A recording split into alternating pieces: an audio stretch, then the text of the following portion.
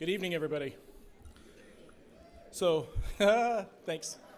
Fan club's over on the right, rock on. Yeah. We expect a big donation over there from the right.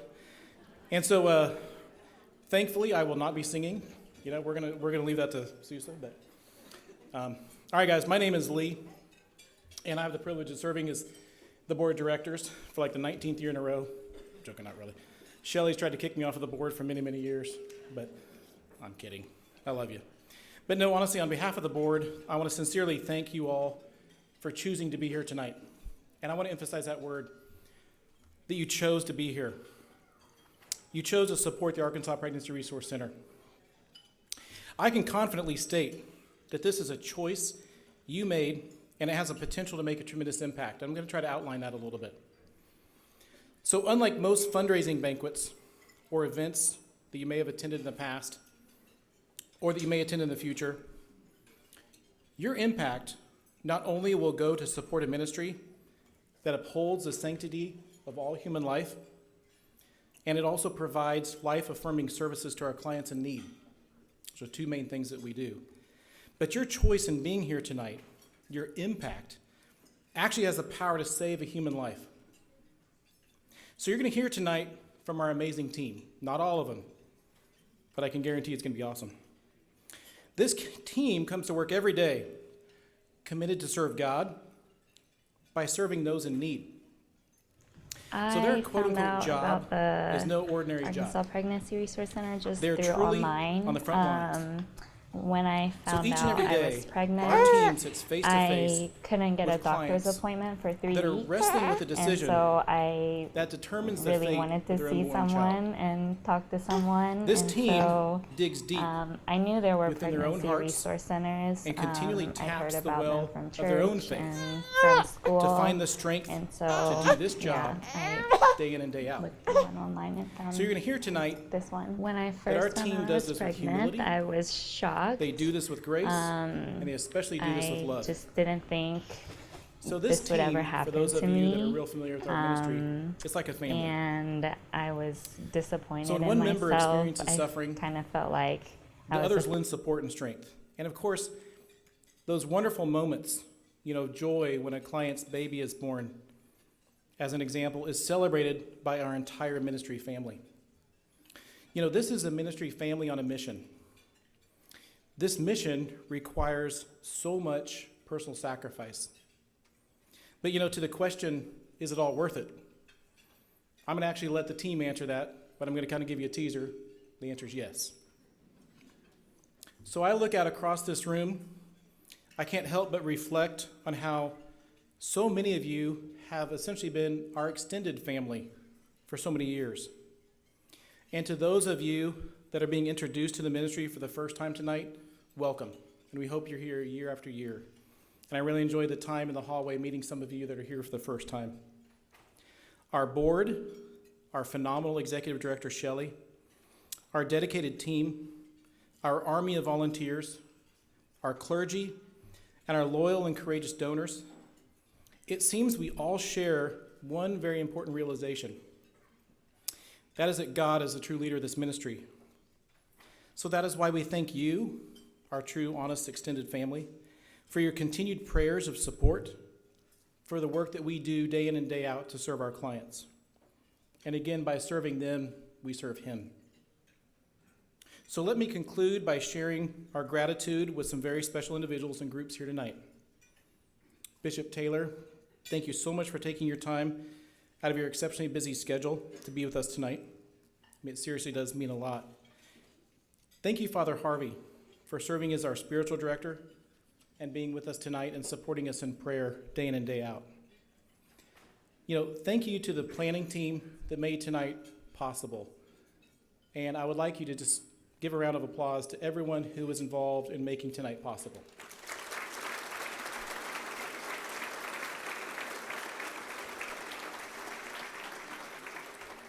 So thank you. I'm kind of selfish. I'm married to one of them, so sweet spouse, that's for you. Okay. Thank you to all those that serve as table hosts. Having been a table host for many years, we understand all the work that takes, so thank you for inviting your guest. I would like to thank the staff of, yes, thank you. Yes, sir.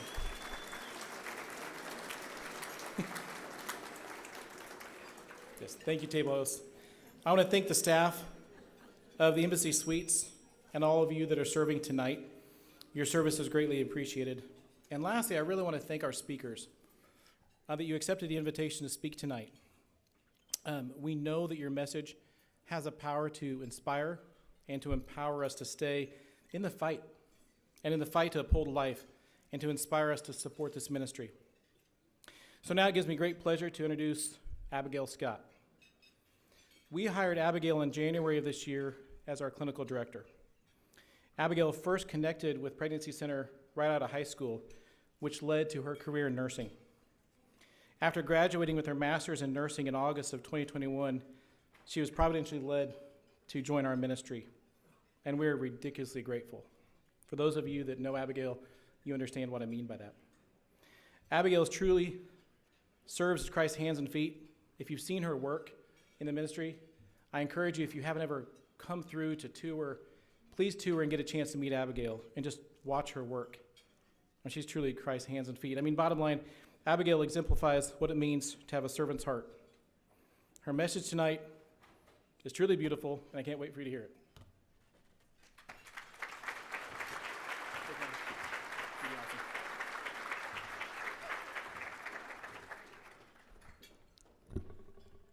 Good evening. I'm Abigail, and I am our clinical director at Arkansas Pregnancy Resource Center.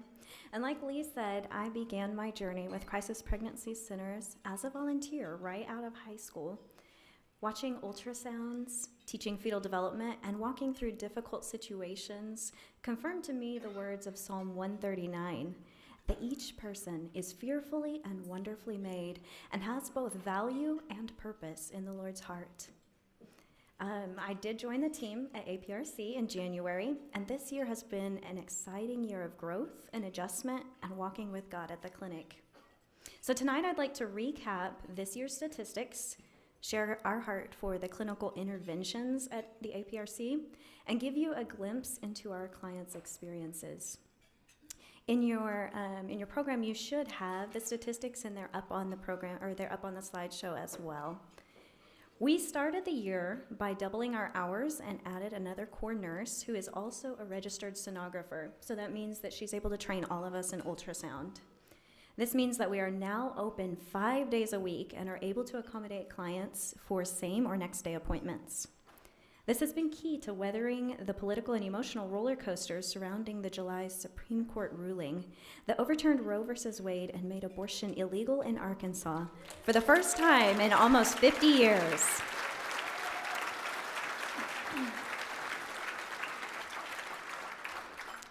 Just before the ruling, abortion rates skyrocketed nationally to the highest we have seen since the 80s, and we saw a record number of clients. Following the ruling, the clinic became quiet for a few weeks. Then slowly women began to come in again, searching for their next step in an overwhelming journey that they did not intend to take. No woman plans to get pregnant and have an abortion. This decision comes in a moment of crisis after a series of decisions or events. It's an effort to erase something that is written into her heart in permanent ink.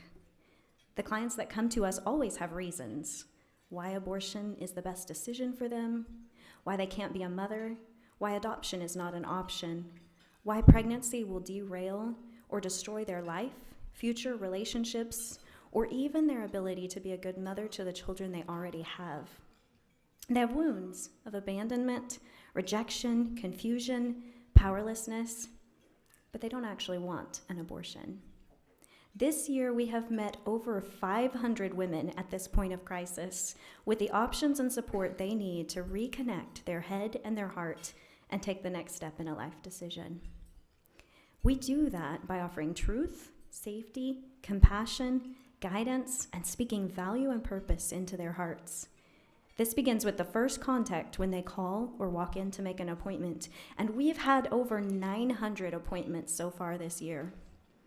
Each client receives a medical-grade pregnancy test and ultrasound confirmation that she has a living pregnancy.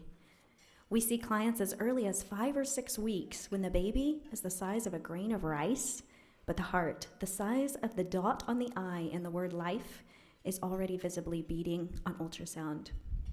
We have provided almost 750 ultrasounds this year from 4 weeks to 28 weeks gestation.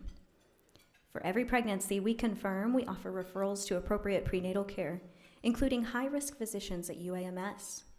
We educate about abortion procedures and risks, the adoption option, and healthy pregnancy choices. We start prenatal vitamins and even prescribe nausea medication.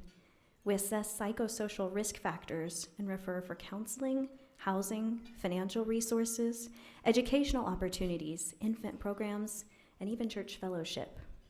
We test and treat for STIs.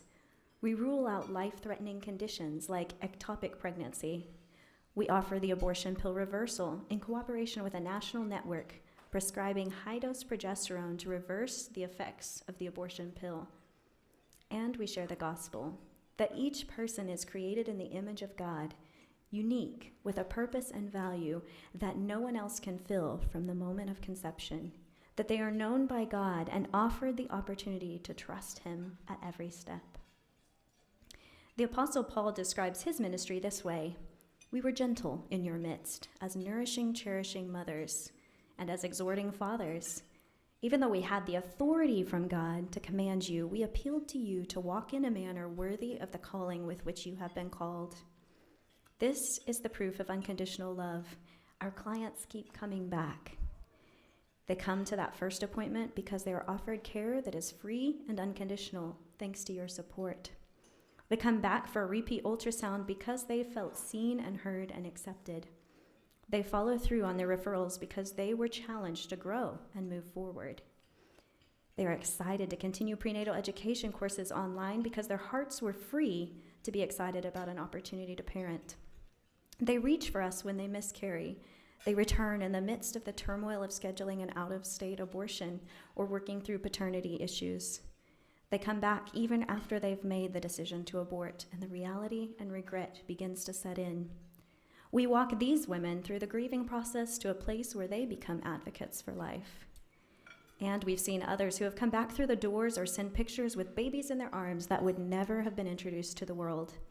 As of this week, we have seen 48 lives saved from abortion and 77 babies born.